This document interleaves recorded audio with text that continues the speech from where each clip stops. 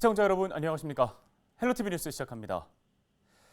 자, 지금 제 옆으로 보고 계신 글은 백신 패스 다시 한번 결사 반대합니다라는 제목의 청와대 국민청원 게시판 글입니다. 대구에 사는 고등학교 2학년 학생이 썼다고 하는데요. 6일 오전 기준 동의 의견이 24만 명을 넘었습니다. 앞서 정부는 내년 2월부터 만 12세부터 18세의 청소년이 학원이나 도서관 등을 이용하기 위해서는 이 방역 패스, 즉 백신 접종 여부를 증명하거나 코로나19 음성 확인을 거쳐야 한다고 밝혔는데요. 사실상 청소년들에게 백신 접종을 강요하는 게 아니냐는 비판 여론이 높습니다. 정부는 국민들의 불편을 최소화하기 위한 조치라며 학교 방문 접종에 앞서 적극적인 의견 수렴에 나서겠다고 밝혔는데요. 당분간은 갑론을박이 이어질 것 같습니다. 자, 그럼 헬로티비 뉴스 시작하겠습니다.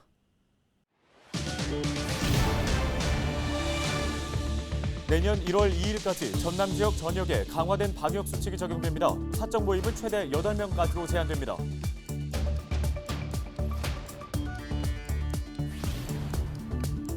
부동산 조정 대상 지역으로 지정된 광양 지역에서 신규 아파트 미분양 사태가 빚어지고 있습니다. 일부 해제 요구가 나오는 이유입니다.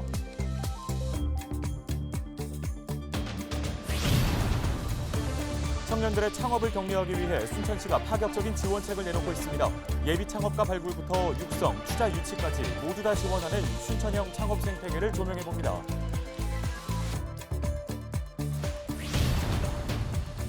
지난 주말 전남 지역 곳곳에서 사고가 잇따랐습니다. 22명이 탄 중국 어선이 침몰하고 섬 지역 응급 환자가 긴급 이송됐습니다.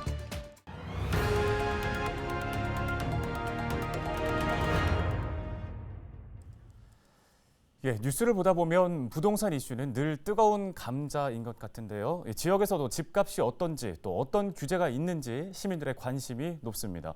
지난해 조정 대상 지역으로 지정된 광양시에서는 미분양 세대가 늘면서 규제를 해제할 필요가 있다는 목소리가 제기되고 있습니다. 김신혜 기자입니다. 지역민들의 정주 여건 개선을 위해 택지를 개발하고 신규 아파트를 공급해온 광양시. 지난해 12월 조정 대상 지역으로 지정됐습니다. 정부는 광양시의 주택가격 상승률이 높고 순천과 여수 등 인근 지역과 연계성을 봤을 때 투기 과열 우려가 크다고 판단했습니다. 조정 대상 지역으로 지정되면서 각종 대출이 제한되고 양도소득세와 종합부동산세 등 세금 기준도 강화됐습니다. 지난 6월 열린 조정심의에서 광양시는 조정 대상 지역 해제 가능성이 보이기도 했지만 8월 주택심의위원회에서 그대로 유지하는 것으로 결정나 현재까지 규제가 이어지고 있습니다. 지정 1년째, 주택시장엔 어떤 변화가 있었을까? 광양에서는 조정 대상 지역 지정 이후에 분양에 들어간 아파트 2곳을 포함해서 1,300여 세대가 미분양인 것으로 파악됐습니다. 미분양이 지속되다 보니 실거주 목적의 소비자도 계약을 주저하게 된다며 하소연하는 목소리도 있습니다. 이렇게 부동산 시장이 얼어붙으면서 지역에서는 조정 대상 지역 해제 필요성이 제기되고 있습니다. 다른 규제 지역과는 상황이 다르다는 겁니다. 성황동이나 황금동은 조정구역 지정을 놔두더라도 나머지 마동이나 광영동이나 나머지 지역 전체를 해제를 해야 됩니다. 그렇지 않으면 이게 피해가 큽니다. 광양시도 이달 말쯤 국토부를 방문해 해제를 건의할 계획입니다. 조정 대상 지역으로 지정된 이후에 미분양이 많이 발생하고 있고 거기에 따라서 지역 경제가 위축이 되고 있습니다. 그런 측면에서 다시 주택 시장의 활력을 불어일으키기 위해서 국토부에 조정 대상 지역을 해제를 건의할 계획입니다. 일부 무주택자는 규제를 유지해야 집값이 떨어지고 실거주를 위한 집을 살 수 있다며 해제를 반대하고 있습니다. 국토부는 지난 발표 당시 앞으로의 주택시장 상황을 보고 규제 지역을 합리적으로 조정하겠다고 밝혔습니다. 다음 발표는 내년 1, 2월쯤 나올 것으로 보입니다. 광양시가 조정 대상 지역에서 일부 해제될 수 있을지 지역사회 관심이 집중되고 있습니다. 헬로티비 뉴스 김신혜입니다. 다음 주택심의위원회 결과가 내년 1, 2월쯤 나온다면 이제 한두 달 정도 남은 건데요. 어떤 합리적인 결과가 나올지 지켜봐야겠습니다. 자, 다음 소식입니다. 코로나19 장기화로 취업에 어려움을 겪는 청년들이 늘고 있죠. 취업난을 돌파하고자 번뜩이 든 아이디어로 창업에 도전하려고 해도 초기 자본을 마련하기가 어려워 주저하는 분들이 많은데요. 이런 상황에서 순천시가 지역에서 촉망받는 창업가를 발굴하는 창업 아이디어 경진대회를 열어 눈길을 끌고 있습니다. 창업을 꿈꾸는 이들에게 사업 지원금을 지급하고 또 투자 유치의 기회도 제공한다고 합니다. 송하영 기자가 취재했습니다. 지난 2019년 순천시 창업 아이디어 경진대회에서 2등을 수상한 이보금 대표. AR과 VR 기술을 활용해 순천시 관광 안내 서비스를 제공하는 콘텐츠를 고안해 좋은 성적을 거뒀습니다. 수상 이후 이 대표는 상금 1,000만 원과 1억 원의 사업화 지원금으로 증강현실 콘텐츠 제작사를 꾸렸습니다. 아이디어 경진대회를 통해 창업 아이템의 사업성을 검증받고 초기 자본금까지 확보할 수 있었던 겁니다. 사실 초기 창업자들이 가지고 있는 가장 큰 어려움 중에 하나가 초기에 들어가는 고비용에 대한 그중에 일부라도 이렇게 대회를 통해서 지원을 받을 수 있다는 건 되게 큰 도움이 될 수 있다고 생각을 하고요. 올해로 두 번째 열린 순천시 창업 아이디어 경진대회. 본선 진출 18팀의 발표가 시작되면 모의 펀딩 투자 금액이 공개돼 최종 점수가 나오게 됩니다. 최종 10팀에게는 최대 3천만 원의 상금과 1억 5천만 원의 사업화 지원금, 그리고 창업을 위한 전문 교육의 기회가 주어집니다. 순천시는 아이디어만 있으면 어렵지 않게 창업하고 투자도 받을 수 있는 환경을 조성해 나가겠다고 강조했습니다. 기본적으로 창업 기업은 얼마만큼 크게 성장할 수 있냐 가능성을 보는 게 제일 중요합니다. 기업의 성장에 필요한 인큐베이팅이나 그다음에 엑셀레이팅 그리고 투자 연계와 같은 것들은 저희가 창업 연당이라는 저희 창업 지원소를 운영하고 있는데 거기서 상시로 진행을 합니다. 순천시는 2026년까지 전남 지역에서 창업 활동을 이어가는 인구 비율을 3.5%까지 늘리겠다고 덧붙였습니다. 지난해 기준 1.2%에 머물고 있는 상황에서 창업 기업을 발굴하고 유관기관과의 지원 사업을 추진해 창업 생태계를 조성하겠다는 계획입니다. 지역에서 활동할 창업가를 발굴하고 육성해 투자 유치까지 연계하는 순천형 창업 생태계. 순천시가 새로운 도약을 꿈꾸는 이들에게 기회의 땅으로 자리매김할 수 있을지 지역민들의 기대가 모아지고 있습니다. 헬로티비 뉴스 송하영입니다.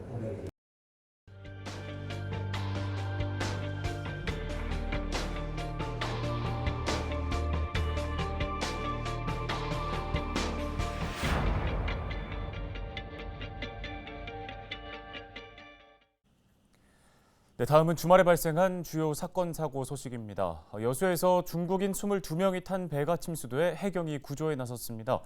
신안에서는 주말 사이에 응급 환자가 발생해 해경이 병원으로 이송하기도 했습니다. 박종호 기자입니다. 전남 여수의 한 바다입니다. 커다란 배 주변에 해양경찰의 헬리콥터 2대가 떠 있습니다. 배 앞쪽이 바다 쪽으로 기울어진 상태에서 해경 대원들이 배 안에 타고 있는 사람을 구조하기 시작합니다. 여수시 남면 인근 바다에서 22명이 탄 중국어선 A호가 암초에 부딪혀 침수된 겁니다.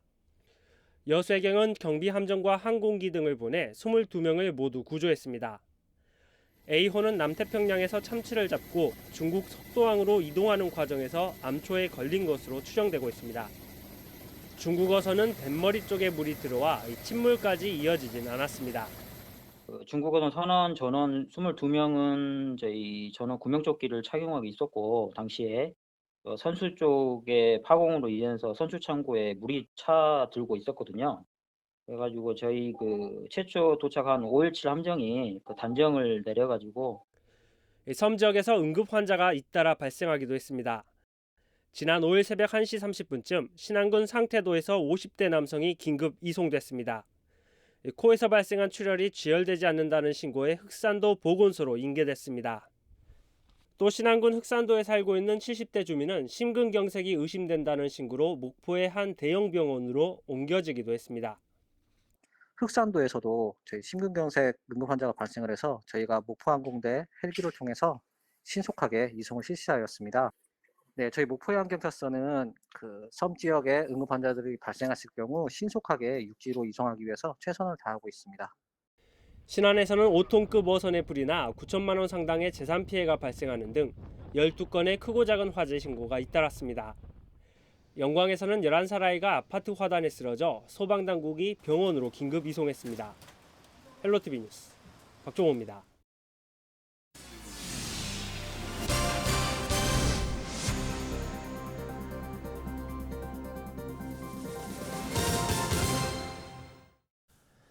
다음은 코로나19 소식입니다. 전남에서 지난 5일 24시 기준 코로나19 확진자 37명이 발생했습니다. 지역별로는 여수 6명, 무안 5명, 목포와 고흥, 구례에서 각 4명, 나주와 화순에서 각 3명, 순천과 광양, 영광, 신안에서 각 2명씩입니다. 무안에서는 전남교육청 직원 1명이 추가 확진되면서 누적 확진자가 10명으로 늘었고 초등학교 교사와 보건진료소 관계자도 확진 판정을 받았습니다. 구례에서는 다른 지역 교회 모임에 참석한 20대가 확진되면서 그 부모가 잇따라 감염됐고 고흥과 영광에서 목욕장 감염으로 각각 4명과 2명이 추가 확진됐습니다. 한편 전남에서는 지난 11월 10일부터 25일 연속 2자릿수 확진자가 발생하고 있습니다. 전남도가 내년 1월 2일까지 4주간 강화된 방역수칙 행정명령을 시행합니다.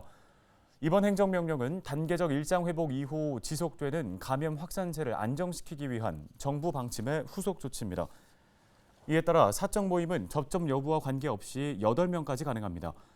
다만 동거가족 모임이나 아동, 노인, 장애인 등 돌봄이 필요한 경우 임종 등은 예외적으로 허용합니다. 접종 증명과 음성 확인제 등 방역 패스의 의무 적용 시설은 기존 5종에서 16종으로 확대합니다. 대상 시설은 유흥시설과 실내 체육시설, 목욕장업, 스포츠 경기장과 학원, 공연장, PC방 등이 포함됩니다. 방역 패스의 유효 기간은 6개월이며 시설 이용자는 접종 완료 후 6개월 이내 추가 접종을 통해 방역 패스를 갱신해야 합니다. 전라남도가 코로나19 치료 병상 효율화를 위해 정부 방침에 따라 재택 치료 중심으로 전환하기로 했습니다. 전남도는 원활한 재택 치료를 위해 도내 25개의 협력 의료기관과 연계해 건강 모니터링을 하고 체온계와 해열제, 소독제, 산소 포화도 측정기 등 재택 치료 키트를 제공할 예정입니다. 응급 상황 발생 시 신속한 대응을 위해 24시간 상담과 진료가 가능한 핫라인을 구축하고 이송 의료기관 사전 지정과 응급 전원용 병상 상시 확보 등 관리 체계도 강화하기로 했습니다. 입원 요인이 있는 경우와 감염에 취약한 주거 환경에 취한 경우, 보호자가 없는 소아나 장애인, 70세 이상 고령자 등 돌봄이 필요한 경우 특정 사유로 보고 입원 치료를 받을 수 있도록 한다는 방침입니다.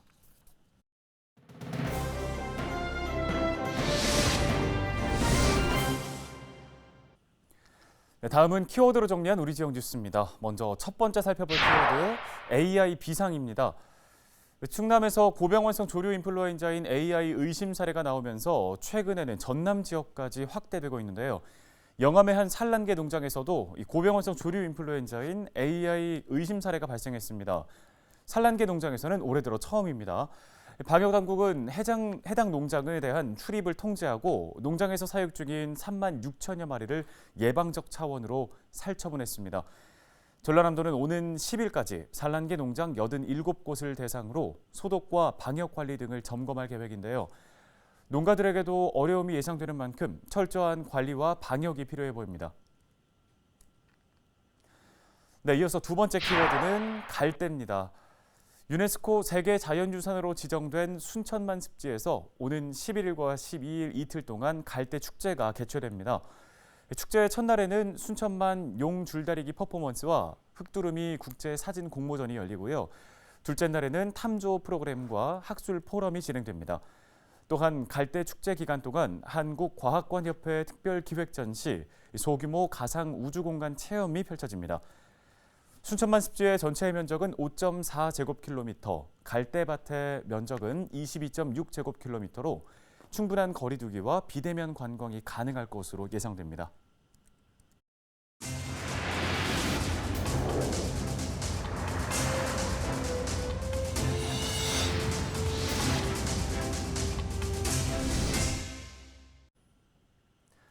헬로티비 뉴스 전남, 저희가 오늘 준비한 소식은 여기까지입니다.